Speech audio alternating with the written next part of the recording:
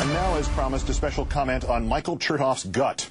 You have by now heard the remark, instantly added to our through-the-looking-glass lexicon of the 21st century, a time when we suddenly started referring to this country as the Homeland, as if anybody here has used that term since Charles Lindbergh or the German-American Bund in 1940. Michael Chertoff's gut feeling, which he took pains to emphasize, was based on no specific nor even vague intelligence. You got that right, that we are entering a period of increased risk of terrorism here. He got as specific as saying that Al-Qaeda seems to like the summer, but as to the rest of it, he is perfectly content to let us sit and wait and worry and to contemplate his gut. His gut! We used to have John Ashcroft's major announcements. We used to have David Paulison's breathless advisories about how to use duct tape against radiation attacks. We used to have Tom Ridge's color-coded threat levels. Now we have Michael Chertoff's gut. Once, we thought we were tiptoeing along a grand canyon of possible and actual freedoms and civil liberties destroyed as part of some kind of nauseating but ultimately necessary and intricately designed plan to stop future 9/11s or even future Glasgow car bombers who wind up having to get out and push their failed weapons.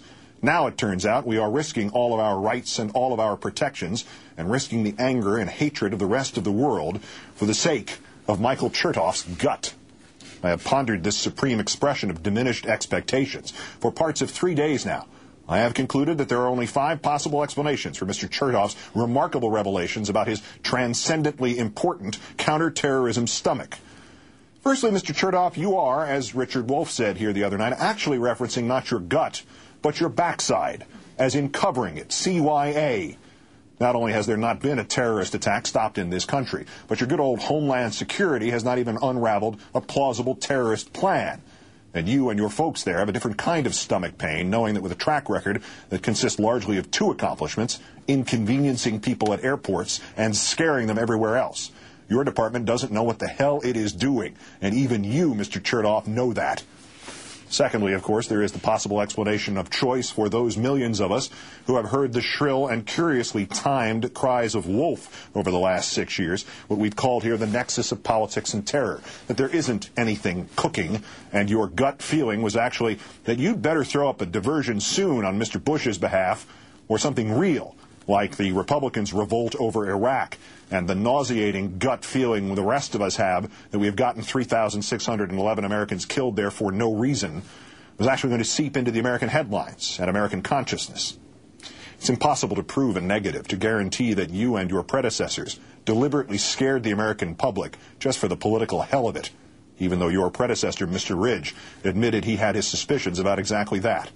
Suffice to say, Mr. Chertoff, if it ever can be proved, there will be a lot of people from Homeland Security and other outposts of this remarkably corrupt administration who will be going to prison.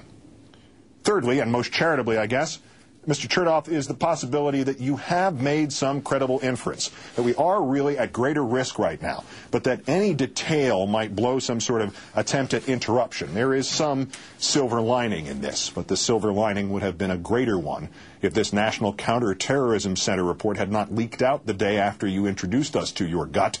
It was a report suggesting Al-Qaeda had rebuilt its operational capacity to pre-9/11 levels.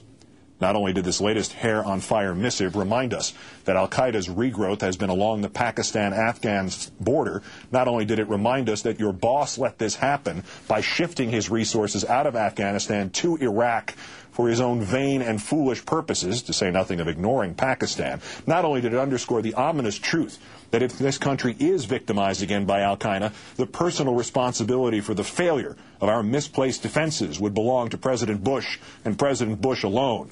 But on top of all of that, Mr. Chertoff, it revealed you for the phony expert you are. The kid who hears in confidence something smart from somebody smart and then makes his prediction that what the smart kid said confidentially is about to happen.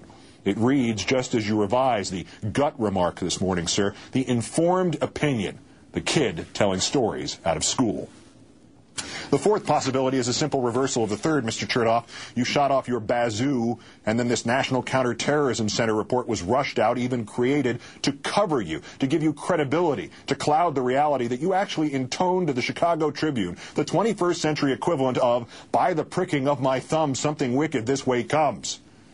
But the fifth possible explanation of your gut, Mr. Chertoff, is the real nightmare scenario, and it is simple, that you, the man who famously told us Louisiana is a city that is largely underwater, meant this literally, that we really have been reduced to listening to see if your gut will growl, that your intestines are our best defense, that your bowels are our listening devices, your digestive tract is full of augurs, your colon produces the results that the torture at Gitmo does not.